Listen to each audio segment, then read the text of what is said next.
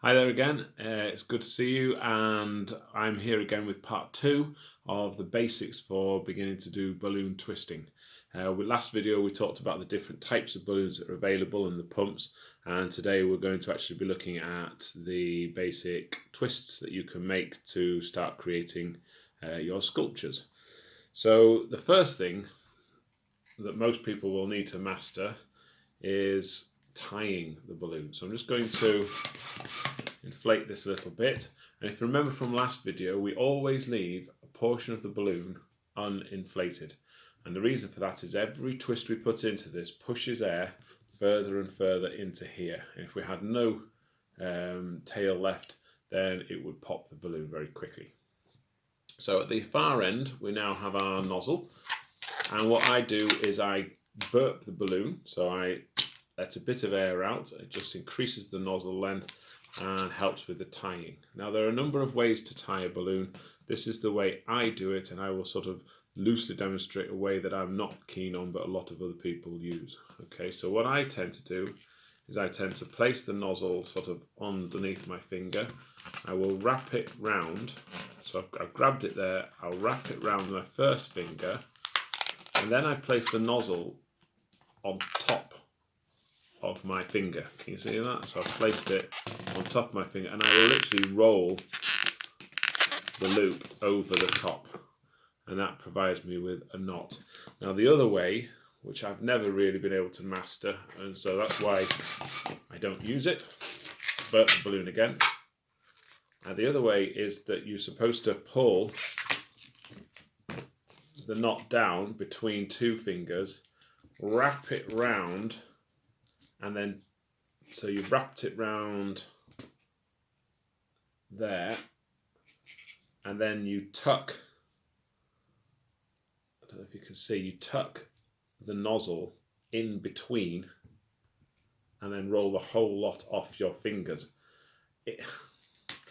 I just find it more fiddly to do that way, and then I roll the two things out and it's tied.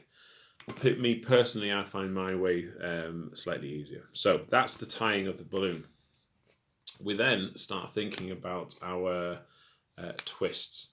Now the very basic twist, and again when you twist, you want to be holding the balloon in one hand, the other hand, and turning, but rather than doing it all wrist, which is very sort of time consuming and can hurt after a while, what you want to do is roll in your fingertips to get that sort of twist there.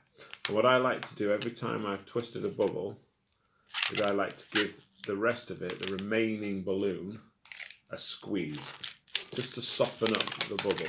Okay, so you'll have noticed maybe at the start, I'll just let this go, I'll give it a squeeze to start with, and then I'll start my twisting. So we twist and we're rolling with our fingers. Now if I let go of either end of this, they will come undone.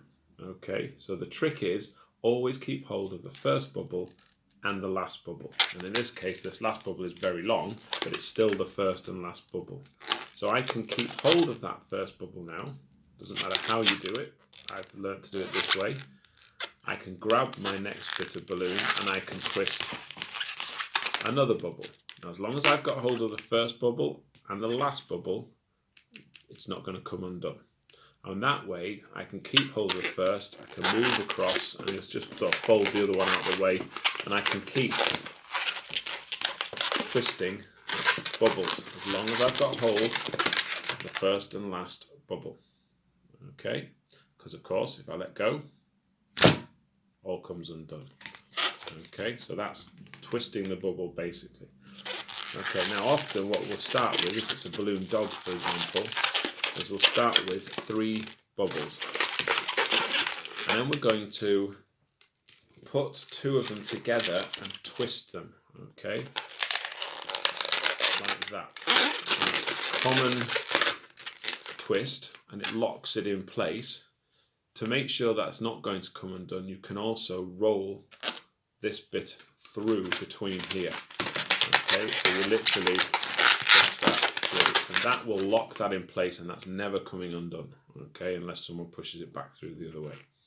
Okay, so that's locked in place. Okay, and we can finish by doing another 3 bubbles putting those two together,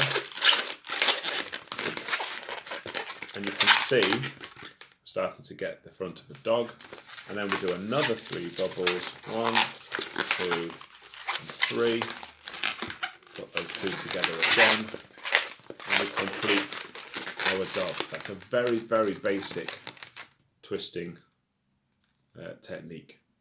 Okay, so that's all to do with creating chains and bubble chains.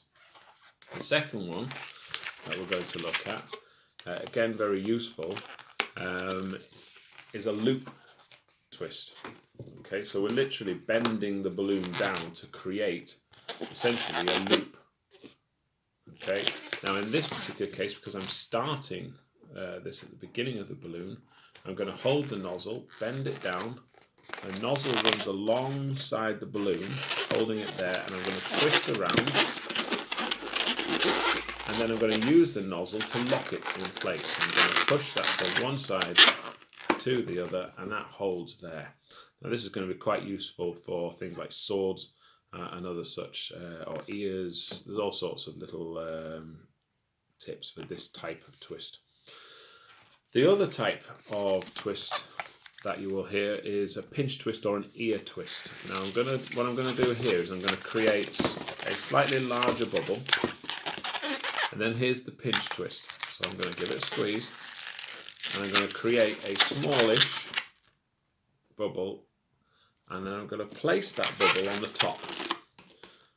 And for a pinch twist, and again, this is why you need to get quality balloons. So I go for Qualitex as a brand. There are other brands out there, but the cheap kits, you might find that balloons pop a lot more easily. So I'm going to grab that bubble, and counterintuitively, because you feel it's going to pop, I'm going to grab it, pull it up, and twist that bubble around. Just that one bubble. And you can see how it makes sort of a pinch.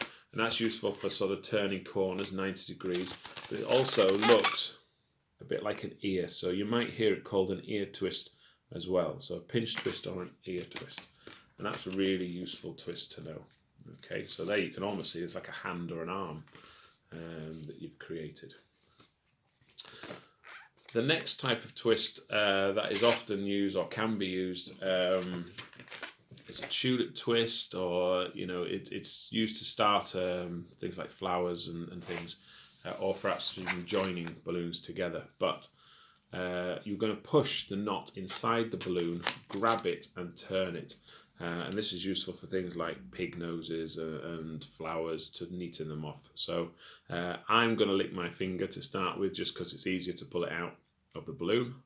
So just wet it, and I'm going to push my finger into the balloon. So as you can see that it's in there, I'm going to grab the knot and pull my finger out. You see it sort of creates that look, and then I'm going to twist it round. And it should pretty much stay in place. Okay, and again, that's sort of fairly well used technique for making various balloon models. Okay, so they are the basics, I would say, of the twists and things that you can do. Once you have mastered that, you can start to put together various different sculptures. And again, this is one I learnt from Holly Hopper when I first started out. I simply bought a bag of balloons. Now you can see this is made with bigger balloons than the 260. This is a 260. These are the standard balloons. These are 350s. So a bigger balloon. Okay, chunkier design, which is nice. But you can start with a simple bag, 100 balloons. Buy it for about £5-6.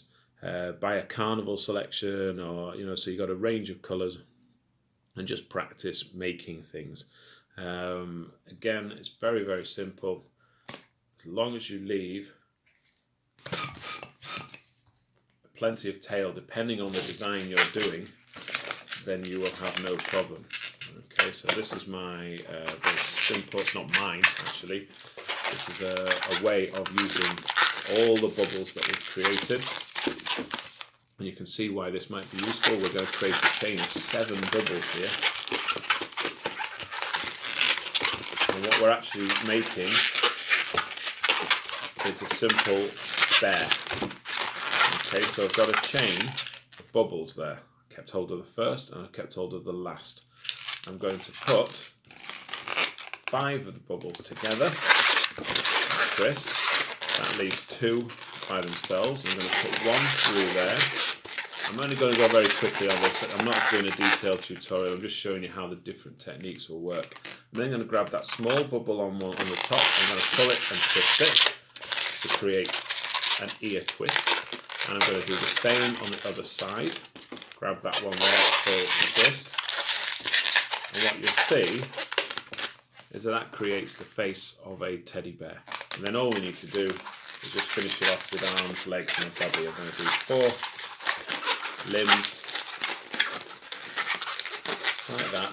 Twist those together to lock them in place. And then I'm going to use the rest of this. I'm going to split it in half, down to the bottom, round, and then I'm going to tie this into the neck and tuck it away. And we end up with a cute little bear. Okay, very simple design. Nothing complicated, but I will do some more simple designs in the next set of tutorials so that you can get going on learning the basics. I hope that was useful, and I look forward to seeing you again next time. Take care.